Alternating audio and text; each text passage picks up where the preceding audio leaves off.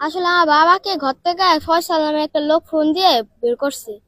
বের করার পর আবার বলছে কি আমার বাবার সাথে অল টাইমে লোক থাকে, কারণ আমার বাবার সেফটির জন্য অল টাইম আব্বুর সাথে লোক থাকে 20-25 জন।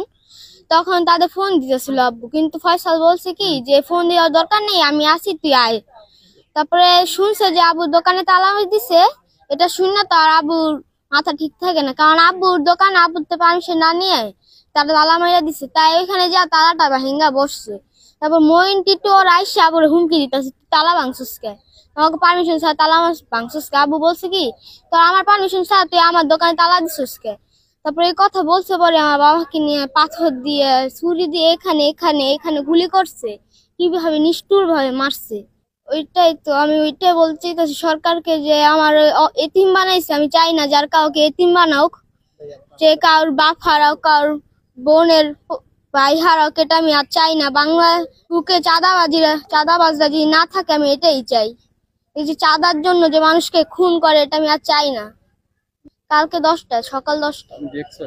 হ্যাঁ।